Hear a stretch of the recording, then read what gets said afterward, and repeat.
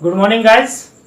I am Sweet and you are watching Sweet Academy. Today we are going to start the translation series number 4, structure number 7. आज हम लोग बात करेंगे participle के बारे में. पार्टिसिपल का हिंदी अर्थ होता है पूर्वकालिक क्रिया है. पार्टिसिपल स्पीकिंग करने के लिए साथ ही ट्रांसलेशन के लिए बहुत ही आवश्यक है. आप लगभग 90% ऐसे ही सेंटेंस आते हैं जिसमें पार्टिसिपल का प्रयोग आता है और मैंने देखा अधिकतर स्टूडेंट्स इसमें काफ़ी मिस्टेक करते हैं. तो स्टार्ट करते हैं. सबसे पहले पार्टिसिपल जो है वर्ब का एक रूप है और इसके 3 पार्ट होते हैं: प्रेजेंट पार्टिसिपल, पास्ट पार्टिसिपल और परफेक्ट पार्टिसिपल. प्रेजेंट पार्टिसिपल का मतलब है जितने भी वर्ब जो मेन वर्ब्स हैं यानी वर्ब का फर्स्ट फॉर्म जो होता है उसमें आईएनजी जोड़ देते हैं तो बन जाता है प्रेजेंट पार्टिसिपल. जैसे गो में आईएनजी जोड़ा गोइंग, प्ले में जोड़ दिया प्लेइंग, क्राई में जोड़ दिया क्राइंग. और पास्ट पार्टिसिपल यानी वर्ब का थर्ड फॉर्म, जैसे गो वेंट गॉन तो गॉन की बात कर रहे हैं, राइट रॉट रिटन तो रिटन की बात कर रहे हैं, ईट एट ईटन तो ईटन की बात कर रहे हैं. That is called verb 3. Last आता है परफेक्ट पार्टिसिपल जिसमें हम लोग हैविंग के साथ वर्ब 3 लगाते हैं यानी having plus gone, having written, having cried, ये सारा चीज. तो सबसे पहले हम बात करेंगे प्रेजेंट पार्टिसिपल के बारे में. ध्यान से देखेंगे वीडियो, मेरा पूरा विश्वास आपको पूरा समझ में आएगा. चलिए तो स्टार्ट करते हैं वीडियो. तो सबसे पहले बात करेंगे प्रेजेंट पार्टिसिपल का V1 प्लस आईएनजी. इसका सामान्य अर्थ होता है क्रिया, क्रिया प्लस हुए या क्रिया प्लस कर. आप समझिए जैसे दिया हुआ है जाते हुए या आपको देना है जाकर तो गो V1 प्लस आईएनजी यानी होगा गोइंग, है ना. पढ़ते हुए या पढ़कर तो पढ़ना का होता है रीड और क्या लगा दिया रीडिंग. जाते हुए या जाकर गोइंग, पढ़ते हुए या पढ़कर. अब सवाल है प्रेजेंट पार्टिसिपल यूज कहाँ होता है? जहां पर दो कार्य हों, दो कार्य हों, दो कार्य ऐसे हों कि दोनों काम एक ही समय में हो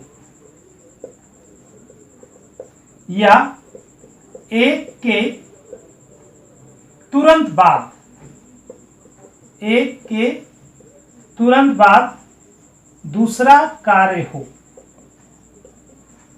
उदाहरण भी दूंगा लेकिन आप समझिए कि प्रेजेंट पार्टिसिपल अर्थात वर्ब 1 प्लस आईएनजी का प्रयोग वहां करते हैं जहां पर दो कार्य हों. किस प्रकार के दो कार्य हो? दोनों एक ही समय में हो या एक के तुरंत बाद दूसरा कार्य हो. अब ये क्या हुआ? जैसे आप लिख सकते हैं कि कुर्सी पर बैठकर मैं टीवी देख रहा था. कुर्सी पर बैठकर मैं टीवी देख रहा था. फिर दोबारा रिपीट करता हूं कि अगर हैंडराइटिंग आपको समझ में नहीं आ रहा है तो मेरा स्पीकिंग पर ध्यान दें क्योंकि हैंडराइटिंग मेरा अच्छा नहीं है लेकिन मास्टर अच्छा. कुर्सी पर बैठकर तो यहां पर बैठ कर, यहां पर वर्ब लगा यानी ये हुआ. और कुर्सी पर बैठकर मैं टीवी देख रहा था अर्थात एक ही साथ एक ही समय में दोनों काम हो रहा है. कुर्सी पर मैं बैठा हुआ भी हूं और मैं टीवी भी देख रहा हूं. तो स्टार्ट कैसे करेंगे? तो सबसे पहला जो पार्ट है उसका जो मेन वर्ब है वो पहले लेंगे यानी बैठकर. बैठना क्या होता है? सिट. और आईएनजी लगाना है बैठकर के लिए सिटिंग. सिटिंग कुर्सी पर, सिटिंग ऑन द चेयर. ध्यान दीजिए पहले वर्ब से स्टार्ट करेंगे उसके बाद इधर जितने भी चीजें हैं सबको एक ही साथ रखेंगे. अब ये वाला होगा टेंस के अनुसार से. मैं टीवी देख रहा था यानी पास्ट कंटिन्यूअस टेंस है तो मैं देख रहा था. I was watching TV. आसान है. मैंने कहा दो कार्य हो एक साथ एक ही समय में. Sitting on the chair, I was watching TV. एक उदाहरण और लेते हैं. जैसे पेड़ पर बैठकर, पेड़ पर बैठकर चिड़िया सब कुछ देख रही थी। पेड़ पर बैठकर चिड़िया सब कुछ देख रही थी। तो फिर यही लेंगे बैठकर, क्या होगा? सिट, यानी सिटिंग ऑन द ट्री। चिड़िया सब कुछ देख रही थी। द बर्ड वॉज, देखना क्या होगा? Watch, watching everything. स्पष्ट है? अब मैंने दोनों जगह बैठकर यूज किया तो इसका मतलब नहीं कि हर जगह बैठकर ही होगा, है ना। जैसे आप बोल सकते हैं बेड पर लेटे हुए, पानी में तैरते हुए, यानी एक कार्य होते होते दूसरा हो रहा है तो हम लोग पहला कार्य के साथ आईएनजी लगा देते हैं। ठीक है। हाँ, तो आप देखिए अभी हमने कहा था दो कार्य जैसे हों, तो अभी जो मैंने उदाहरण लिया था कि जब दो काम एक ही समय में हो। अब दूसरा उदाहरण मैं ले रहा हूं कि एक के तुरंत बाद दूसरा कार्य हो। जैसे मैंने यहाँ दो उदाहरण लिए हैं। खाना खाकर वह बाजार गया। फर्ज कीजिए कि खाना खाया और वह बाजार चला गया, यानी मान लिया जाए कि दोनों में कोई समय का अंतराल नहीं है। तो फिर क्या होगा? पहले वर्ब का प्रयोग करेंगे। खाना क्या होता है? ईट, उसमें क्या लगा दिया? आईएनजी। Eating food. वह बाजार गया, पास्ट इंडेफिनिट है, पास्ट इंडेफिनिट बनाइए। He went to market. दूसरा उदाहरण लेते हैं। बाजार जाकर मैं चाय पीऊंगा, यानी जाकर, बाजार जाकर चाय पीऊंगा, समय का अंतराल नहीं। गोइंग टू मार्केट, मैं चाय पीऊंगा, फ्यूचर टेंस है। I will take tea. हाँ देखिए, तो अभी हमने दिया था एक ही समय में दो काम हो, और यहां एक मैंने उदाहरण ले रहा हूं हुए के लिए। जैसे वह रोते हुए आता है, और एक उदाहरण है संजू खाते खाते मर गई।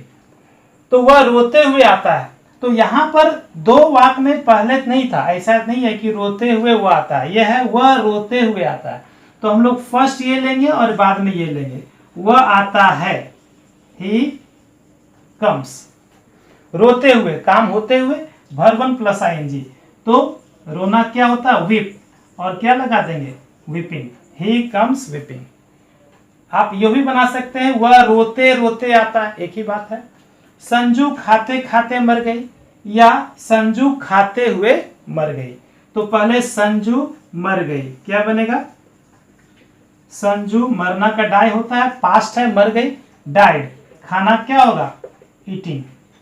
अब यहाँ कंफ्यूजन है, कुछ लोग सोचते हैं कि दो बार वर्ब लगा तो दो बार ईटिंग ईटिंग कर देंगे। संजू डाइड ईटिंग ईटिंग, नहीं, दैट्स बैड। तो अब बात करते हैं अगले स्ट्रक्चर 8 का।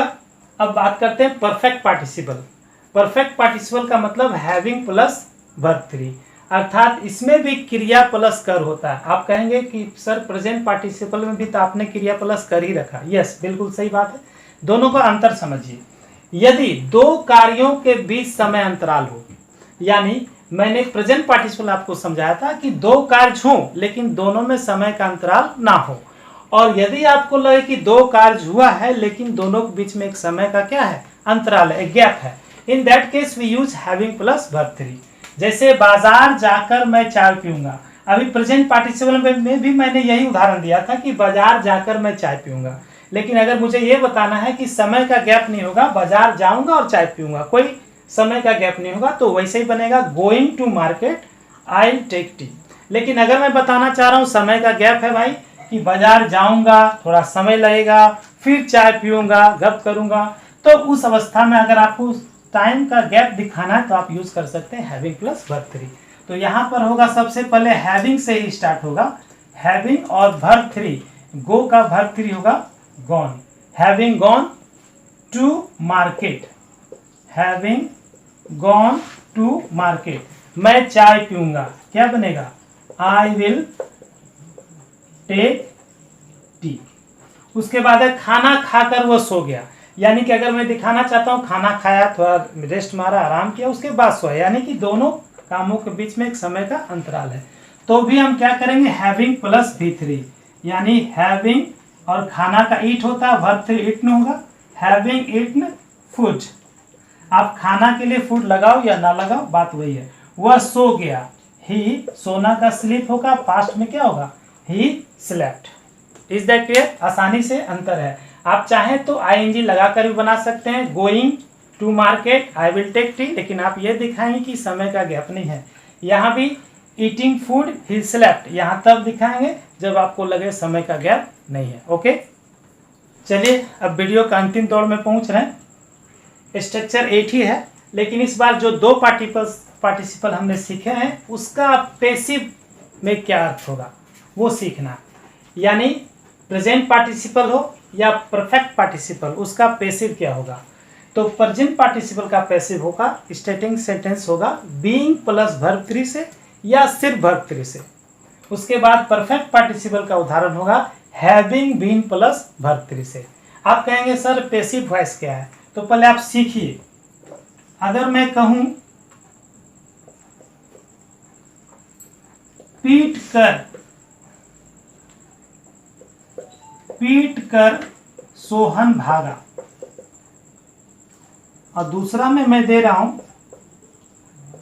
पिटा कर सोहन भागा। आप इसी से एक्टिव और पैसिव आराम समझ जाएंगे। अगर जो सब्जेक्ट है, जो करता है, वो खुद कोई काम करता है तो हम उसको एक्टिव करते हैं। जैसे मैं खाता हूँ, मैं खुद काम कर रहा हूँ, मैं अंग्रेजी बोलता हूँ, मैं खुद काम कर रहा हूँ, मैं पढ़ाता हूँ, मैं खुद काम कर रहा हूँ। और पैसिव का अर्थ है कि मैं ऑब्जेक्ट हो जाऊँ, यानी किसी और ने मुझ पर कोई काम किया है। जैसे मैं पढ़ाया जाता हूँ, यानी हमें कोई और पढ़ाया है ना। मुझे बुलाया जाता है, यानी मुझे कोई और बुलाता है, दैट इज कॉल्ड पैसिव। तो हम सीखेंगे पैसिव वॉइस और पार्टिसिपल कैसे बनाएंगे। तो सबसे पहले आप समझिए, यहाँ मैंने उदाहरण दिया पीट कर सोहन भागा, यानी ये जो काम खुद किया सोहन, सोहन ही पीटा, सोहन ही भागा, यानी ये एक्टिव वॉइस है। और है पिटा कर सोहन भागा, मैंने इस बार सोहन भुक्तभोगी है, वो आनंद उठाया पीटे जाने का, और उसके बाद वो भागा है, यानी यही क्या हो गया, पैसिव वॉइस है। तो पीट कर सोहन भागा, इसको हम प्रेजेंट पार्टिसिपल अगर बनाना चाहेंगे तो पीटना का क्या होता है, बीट और आईएनजी लगा, beating Sohan fled away. Okay है। आप कहेंगे सर इसको परफेक्ट पार्टिसिपल बनाइए, तो हैविंग प्लस वर्ब 3 भी यूज कर सकते हैं, यानी having beaten Sohan fled away, having beaten Sohan fled away. Is that clear? लेकिन अगर ये एक्टिव है पिटा कर, तो यानी इस पैसिव में कन्वर्ट हो गया, तो we have to use being plus verb 3। आप क्या करेंगे, मैंने लिखा देखिए बीइंग प्लस वर्ब 3 यूज कर सकते हैं या सिर्फ वर्ब 3, यानी कि वर्ब 3 बिट का क्या होता है, बिटन, ये यूज कर सकते हैं, या फिर बीइंग भी लगा सकते हैं, बीइंग बिटन, ये हो गया पैसिव। अंतर यही दोनों में है। उसके बाद फिर जो जैसा सेंटेंस है वैसा अनुसार यूज कीजिए, सोहन फ्लेड अवे। आप कहेंगे नहीं थोड़ा सा समय का गैप दिखाना है, तो हम यूज कर सकते हैं परफेक्ट पार्टिसिपल, यानी हैविंग बीन प्लस V3। तो यहां पर होगा हैविंग बिटन, सॉरी हैविंग बिन होगा, है ना, क्या होगा, हैविंग बिन बिटन Sohan fled away, having beaten Sohan fled away. मेरे ख्याल से you must have enjoyed it, और आप जरूर कुछ ना कुछ कमेंट कीजिए, ठीक है। Thank you for watching me, thank you.